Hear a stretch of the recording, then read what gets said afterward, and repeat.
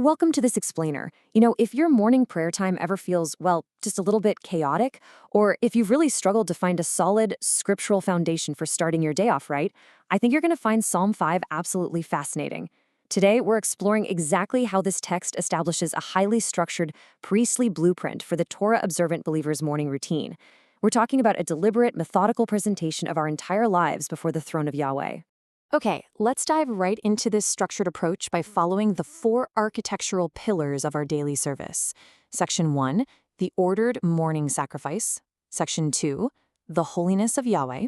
Section 3, access through his mercy. And finally, Section 4, the shield of favor. So, starting with Section 1, the ordered morning sacrifice.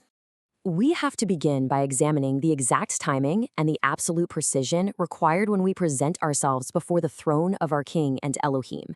Let's look directly at the text. Quote, "Give ear to my words, O Yahweh. Consider my meditation.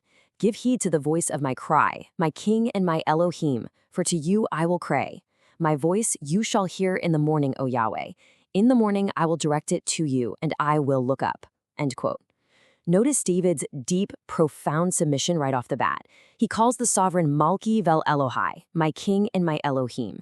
This isn't just a, hey, good morning kind of greeting, right? It's a full acknowledgement that his life is subject to royal decrees, judgments, and legal statutes. And of course, notice that highly specific morning timing of his cry.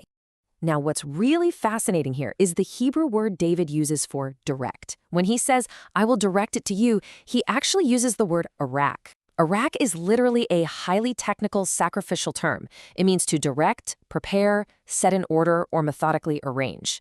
This completely blows up the idea that morning prayer is just a random, chaotic venting of our emotions. For us, the Torah-observant believer, it's a deliberate priestly arrangement. David is actually treating his prayer time like a priest tending to the physical altar. He methodically sets up his thoughts and his self-examination before the Most High, and then he looks up, waiting expectantly, kind of like a sentry standing on a watchtower. To really see how deeply woven this is into the Torah, look at the specific command given to the Levitical priesthood for the physical tabernacle. Quote, "And the priest shall burn wood on it every morning, and lay the burnt offering in order, a rack, on it." End quote. See that? David's daily spiritual morning prayer perfectly mirrors this physical Torah command. He is doing spiritually exactly what the priests were doing physically, laying out the sacrifice in perfect, methodical order every single morning. And this brings us to a crucial pivot in our explainer. We really have to step back and ask, so why must our prayers be so carefully ordered? Why all this intense precision? Well, the answer lies in understanding the uncompromised, holy nature of the court we are entering. Which brings us to Section 2, the holiness of Yahweh. David lays out the incredibly strict boundaries of this holy court. Quote, "For you are not an Elohim who takes pleasure in wickedness, nor shall evil dwell with you. The boastful shall not stand in your sight. You hate all workers of iniquity.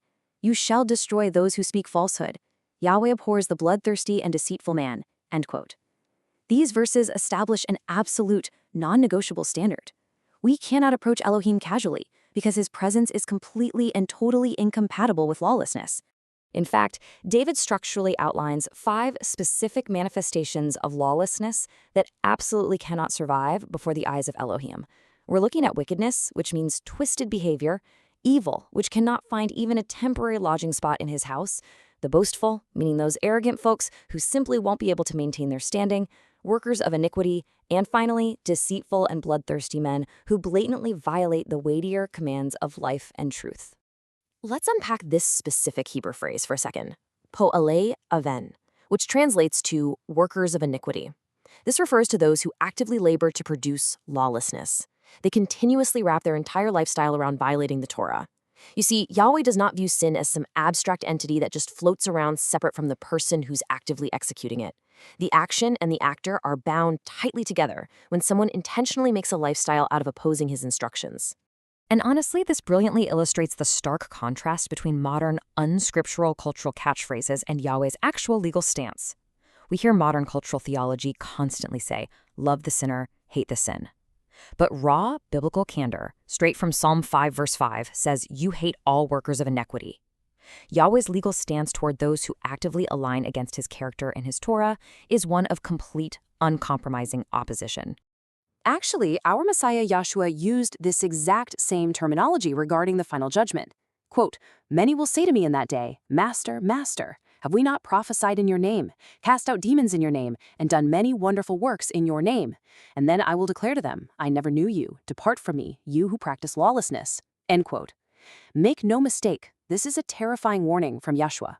It absolutely confirms that rejecting his Father's instructions, practicing lawlessness as workers of iniquity, bars even self-proclaimed followers straight out of his presence. Let's move on to Section 3, access through his mercy. So if the standard is literally that high, how on earth do we get in? Look at David's incredible humility here. Quote, "But as for me, I will come into your house in the multitude of your mercy. In fear of you, I will worship toward your holy temple." End quote.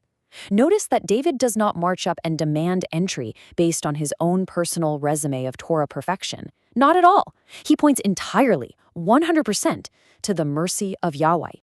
This brings us to the absolutely beautiful Hebrew word hesed. Hesed is the active, loving kindness and mercy of the Father, which we know is uniquely and powerfully realized for us through the covering blood of Yeshua. Because even for the most meticulous Torah-observant believer, access is granted solely through this multitude of mercy. But don't miss this.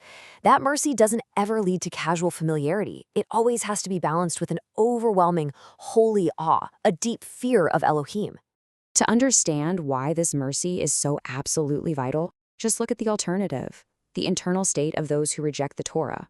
Quote, "For there is no faithfulness in their mouth, their inward part is destruction, their throat is an open tomb, they flatter with their tongue." End quote. The Apostle Paul actually lifts this exact forensic pathology straight from Psalm 5 and weaves it into Romans 3. He uses it to describe the rotting internal speech center of humanity when it's totally apart from the orienting boundary of Torah and the redemption of our Messiah. Without his standard, our speech literally just becomes spiritual contamination. And that takes us to our final part today, Section 4, the Shield of Favor. David concludes his incredibly structured morning prayer with this magnificent, breathtaking promise. Quote, "For you, O Yahweh, will bless the righteous. With favor you will surround him as with a shield." End quote.